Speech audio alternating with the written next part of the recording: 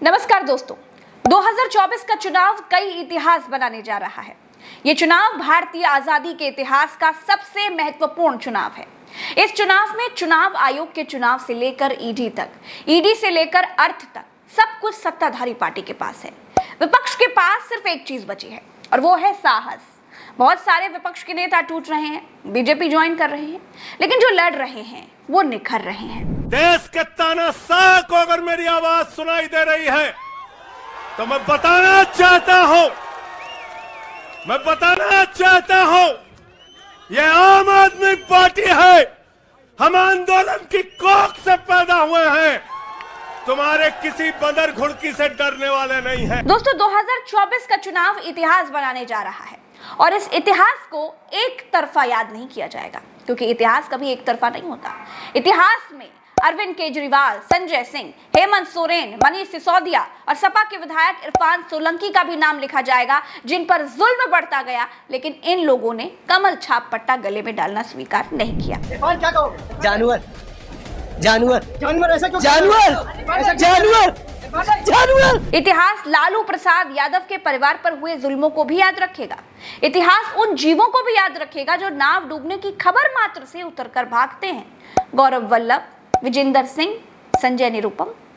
विजेंद्र सिंह कांग्रेस भक्त थे, कांग्रेस से भी ज्यादा राहुल भक्त थे। शाम को कांग्रेस के साथ थे, सुबह बीजेपी में चले गए। क्यों गए?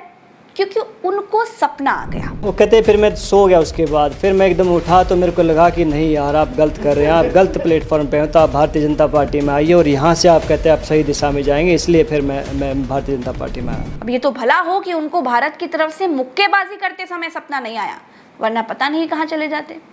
दोस्तों, भारत अघोषित पॉलिटिकल इमरजेंसी सिचुएशन से गुजर रहा है। सब कुछ सत्ताधारी पार्टी के पास है, विपक्ष के पास सिर्फ साहस बचा है।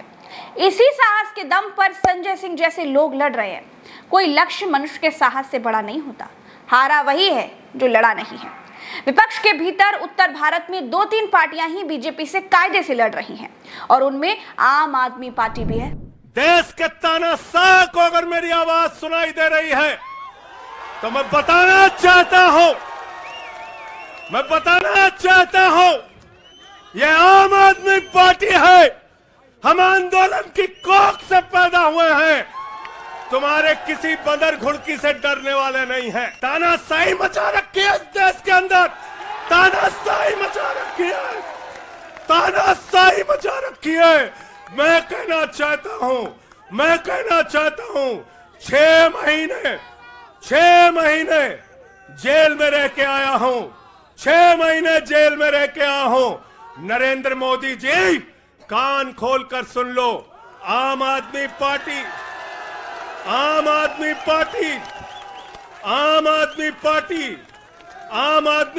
का एक एक कार्यकर्ता, आम आदमी पार्टी का एक एक नेता, आम आदमी पार्टी का एक एक मंत्री और विधायक अपने नेता अरविंद केजरीवाल के साथ खड़ा है। और मोहाली और रोपड़ वाला दरोगा आएगा, कहेगा नरेंद्र मोदी जी घर पे हैं।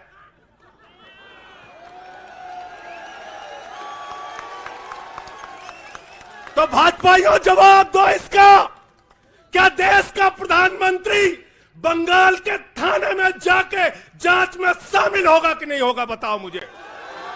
अरविंद केजरीवाल बिल्कुल इस्तीफा नहीं देंगे और दिल्ली की 2 करोड़ जनता के लिए काम करेंगे। मोदी जी कहते हैं भ्रष्टाचारियों को छोड़ूंगा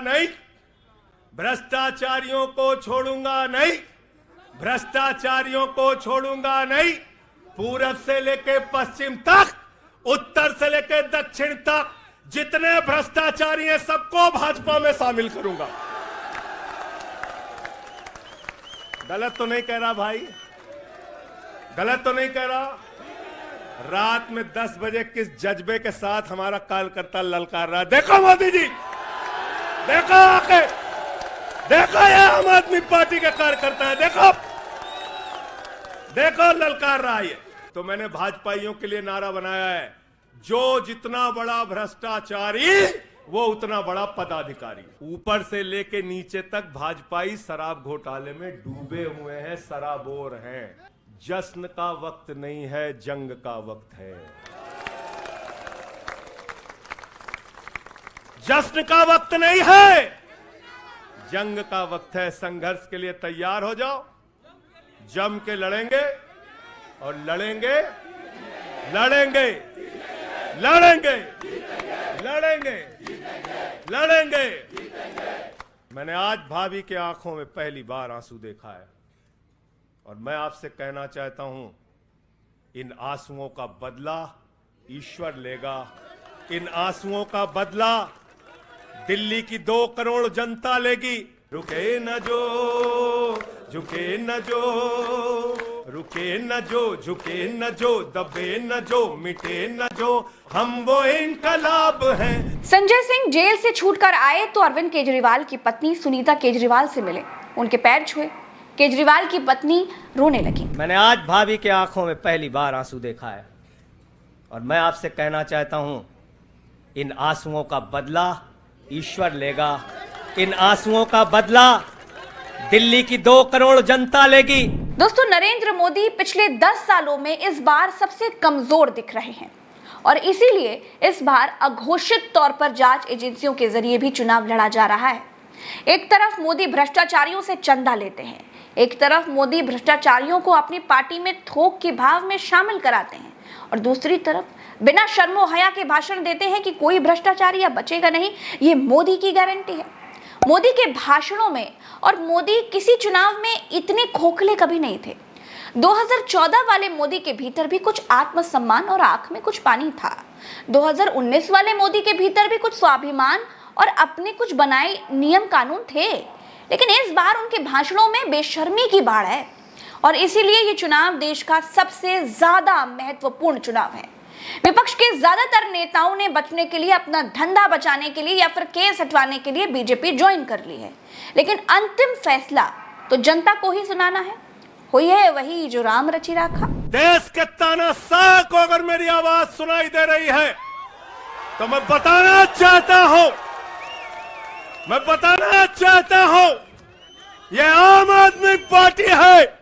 हम आंदोलन की कोख से पैदा हुए हैं, तुम्हारे किसी बंदर घुड़की से डरने वाले नहीं। दोस्तों, संजय सिंह के ये तेवर बिल्कुल साफ बता रहे हैं कि अब आम आदमी पार्टी का जोश हाई रहेगा और दिल्ली की 7 सीटों पर वो बीजेपी को रोकेगी। और दिल्ली ही नहीं, पंजाब, हरियाणा, गोवा, गुजरात, हिमाचल प्रदेश और उत्तर प्रदेश, इन सभी राज्यों में अब खुद संजय सिंह जाएंगे और ऐसे ही भाषणों से मोदी के खिलाफ माहौल बनाएंगे। संजय सिंह उत्तर प्रदेश से वास्ता रखते हैं, यूपी की सियासत को बड़े करीब से समझते हैं। ऐसे में संजय का बाहर आना इंडिया गठबंधन के लिए अच्छी खबर है। आज देश के सारे भ्रष्टाचारी जो हमेशा एक दूसरे से लड़ते थे, एक दूसरे पर भ्रष्टाचार के आरोप लगाते थे, एक दूसरे को जेल में बंद करने की मांग कर रहे थे। दोस्तों, भारतीय आजादी इतिहास में यह पहली बार है कि सिटिंग प्राइम मिनिस्टर को अपनी हार का खौफ है, डर है, और ये होना स्वाभाविक भी है क्योंकि बीजेपी ने पिछले 10 सालों में कभी कानून बनाकर, कभी कानून से परे जाकर, कभी डराकर, कभी विपक्ष के आरोपों को खारिज करके, कभी विपक्ष के आरोपों पर जवाब ना देकर मनमाने तरीके से सत्ता चलाई है।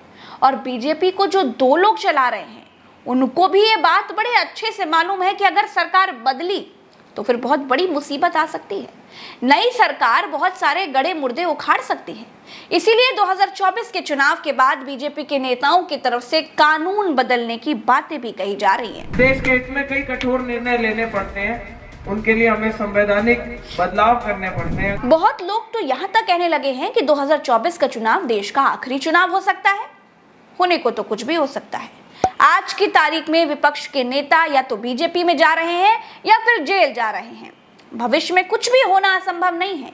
एक डरा हुआ राजा अपने आप को बचाने के लिए पहले धर्म का सहारा लेता है, फिर राष्ट्र का सहारा लेता है। जब इन दोनों से बात नहीं बनती तो तानाशाही लागू करता है। इतिहास के पन्ने ऐसे उदाहरणों से भरे पड़े हैं। जर्मनी का इतिहास, श्रीलंका का इतिहास सबसे ताजा उदाहरण है। फिलहाल के लिए इतना ही। नमस्कार।